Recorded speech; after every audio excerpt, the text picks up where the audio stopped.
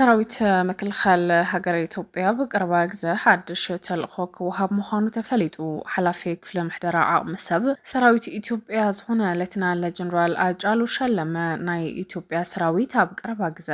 ሓድሽ ተልእኾ ከም ዝወሃብ ድማ ኣፍሊጡሎም ጀነራል እቲ ብ10 መስከረም 2018 ዓ.ም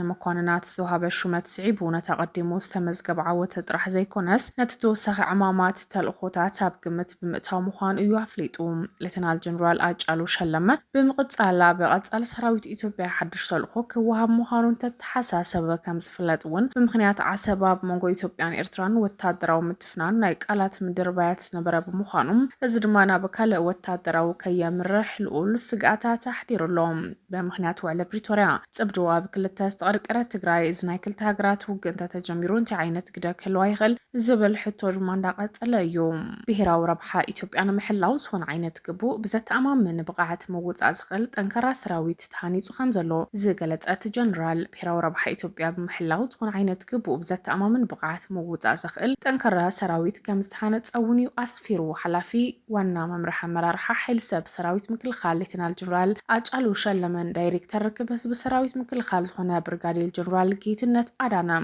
ኣብ ቁመና ሰራዊት ጥርጥር የብልናን ሓድሽቲ ሹመታት እውን ሂብና ኣለና እዚ ድማ እቲ ሓድሽ ሰራዊት ሓድሽ ተልእኾ ክወሃቡ ምዃኑ የመላኺቱ ንመኳንናት ሰራዊት ዝወሃብ ሹመት ኣመልኪቱ ከም ዝበሎት ሹመት ቅድሚ ሕዚ ዝተመዝገበ ዓወት ጥራሕ ዘይኮነስ ተወሳኺ ግቡእን ልኡኽቶ ከም ዘለዎ ድማ ኣብ ግምት ዘእተው እዩ ይብል ዳይሬክተር ርክብ ህዝቢ ሰራዊት ምክልኻል ብርጋዴር ጀነራል ጌትነት ኣዳነ ብግድኡ መንግስቲ ብሄራዊ ረብሓ ድሌት ኢትዮጵያ ምርግጋጽ ዘኽእል ዓበይቲ ትልምታት ከም ዘለዎ ረብሓ ድሌት ኢትዮጵያ ብምንጽጻር ድማ ንረብሓና ክንበል ዘይናኣቱ ጉድጓድ የለን ሰራዊትና ድማ ንሃገሩ ክብል ንድሌት ሃገሩ ንምምላእ ድማ ዘይፍሕሮ ገደል የለን ክብሉ ተሰሚዖም ብርጋዴር ጀነራል ጌትነት ኣዳነ ንመኳንናት ሰራዊት ዝተውሃቦ ሹመት ብስነ ልቦና ብዝበለጸ ብምጥንኻር ሃገር ንምጽናዕ ድማ ቀሊል ትርጉም ዝወሃብ ኣይኮነን ክብል ተሰሚዑ ብኣቅራብነት ቀደመ ሚኒስተር ኣብይ ኣሕመድ ፕሬዚደንት ፌድሪ ታዬ ኣጽቀሥላሴ ድማ 10 መስከረም 2018 ንመኳንናት ሰራዊት ሹመት ከም ዝተውሃበ እውን ዝርሳዕ ኣይኮነን ኣብ መንጎ ኤርትራን ኢትዮጵያን ኣጋጢሙ ዘሎ ምትፍናን ስሒቡ ብክልቲኦም ወገናት ዝወሃቡ ዘለዉ ስልጣናታት ኮኑ ሓድሽቲ ሹመታት ኣብ ብዙሓት ዓይኒ ድማ ብዙሕ ጥርጣረ ዘስዕቡ እንትኾኑ ቀጻለታይ ክኸውን ይኽእል ዝብል እውን ስጋኣት ፈጢሩሎም ጊዜያዊ ምሕዳር ትግራይ ረብሓ ህዝቢ ማእኸል ዝገበረ ስራሕቲ ኣይሰርሕን ዘሎ ክብል ዝኸሰሰ ኣይተበየነ ገብራይ ነበረ መራሕቲ ሕወሓት ኣብ ረብሓ ህዝቢ ትግራይ ትኹረት ገይሮም ከም ዘይፈልጡ ሕዚ እውን እንትኾነ ጊዜያዊ ምሕዳር ትግራይ ረብሓ ህዝቢ ማእኸል ዝገበረ ስራሕና ሰርሓ ኣይኮነን ክብል ነቒፉሎ እዚ ነበር ኣባል ኢሄፓ ዝኾነ ኣይተበየነ ገብራይ ኣይተበየነ ኣብ ዝሃቦ ጻኒሒት ነበር መራሕቲ ሕወሓት ኣብ ረብሓ ህዝቢ ትኹረት ገይሮም ኣይፈልጡን ሕዚ እውን ግን እንትኾነ ሓዱሽ ነገር ኣይንጽበይን ጊዜያዊ ምሕዳር ትግራይ ረብሓ ህዝቢ ማእኸል ዝገበረ ስራሕቲ ይሰርሕ የለን ክብል ነቒፉ ፕሬዚደንት ጊዜያዊ ምሕዳር ክልል ትግራይ ጀነራል ታደሰ ወረደ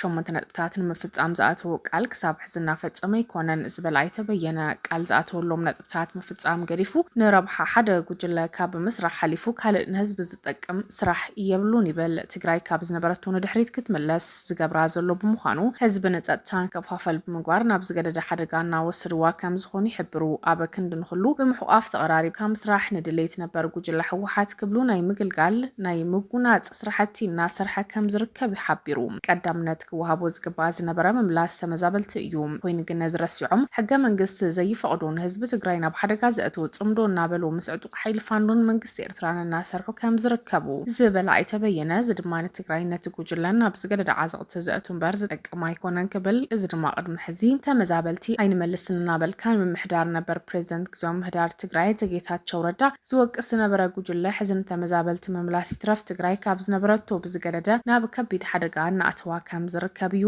ኣመላኺቱ ጊዜያዊ ምሕዳር ትግራይ ንጸጥታ ኣብ ክልል ብምኽፋል ነንባዕሉ ክዋጋእ ይገብር ኣሎ ነቲ ጉጅለ ጭቆና ዝለመደ ሓይሊ ስለዝኾነ ንህዝቢ ዝሓስብ ኣይኮነን ስለዝኾነ እውን ህዝቢ ስለዘይደልዮ ምስ ህዝቢ እናተጓነፀ ይርከብ ይብል ሕቶ ህዝቢ ናይ ምምላስ ድሌት ይኹን ዓቕሚ የብሉን ዝበል ኣይተበየነ ጸጥታ ሓይሊ ህዝቢ እናጋጭዎ ዝርከብ ዘሎ ሕቶ ህዝቢ ክምለስ ከም ዘይከኣለ ድማ ሓቢሩ ብሓፈሻ ጊዜያዊ ምሕዳር ንምፍጻም ቃል ዝኣተዎም ነጥብታት ኣይፈጸመን ከይፍጸም ዝገብሩ ዘለዉ ኣካላት ድማ ነባራት መራሕቲ ኣባላት ሕወሓት እዮም ክብል እውን ኣፍሊጡ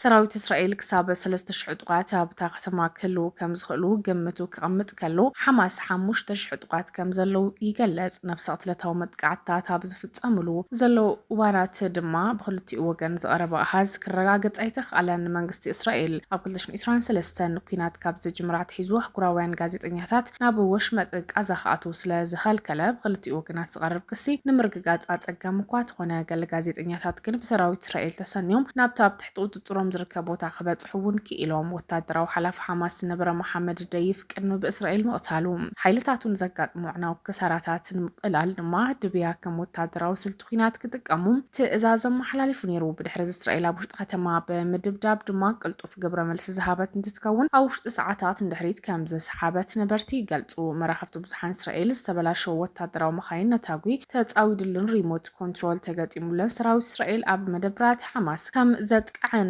ዕጡቃት ዝሕብእሉ ህንጻታት ከም ዛዕነው ጸብጺበን። እስራኤል መጉልሒ ድምፂ ዘለዎን ኣናእሽቱ ድሮናት ተጠቂማ ሰላማውን ሰባት ካብ ከተማ ከወፁ መጠንቀቕታ እውን ሂባ። እዚ ድማ ሓያል ከባቢታት እውን ስንባደ ፈጢሩ። በዚ መሰረት ኣሽሓት ፍልስጤማውያን ስድራ ቤታት ብመንገዲ ሰራዊት እስራኤል ዘፈቐዶ እንኮ መስመር ወሽመጥ ኣለ ራሽድ ኣቢለን ናብ ደቡብ ገጸን ይሃድማ ዘለዋ እንትኾና ሕብራት ሃገራት ከም ዝገመቶ ካብ መፋረቕ ነሓሰ ጀሚሩ ብውሕዱ ድማ 321 ሰባት ካብቲ ቦታ ናብ ደቡብን ሒዞም። ሓይልታት ምክልኻል እስራኤል ግና እቲ ኣሃዝ 640,000 ምዃኑ እዩ ዝሕበር። ነዚ ጉዕዞ ንምፍጻም ብዙሕ ገንዘብ ስለ ዝተሓተተ ድማ ልዕሊ ዓቕሚ መብዛሕትኦም ቃዛውያን ኮይኑ ኣሎ። ስድራ ቤታት ልዕሊ $3,000 ንመጓዓዝያ ክኸፍሉ እውን ተገዲዶም ኣለው። እቶም ኣብ ከተማ ተሪፎም ዘለው ኣማይታ ሸሓት ሰባት ንቐጻሊ ሓደጋ ደብዳብ ስእነት ሕክምና ምንካይ ምግብን ማይን ተቓሊዖም ከም ዘለው ድማ ሓደ ብሕቡራት ሃገራት ዝድገፍ ትካል ኣብ ናሓሰ ኣብቲ ከባቢ ዓጽቦ ከም ዘጋጠመ ድማ ጸብጺቡ።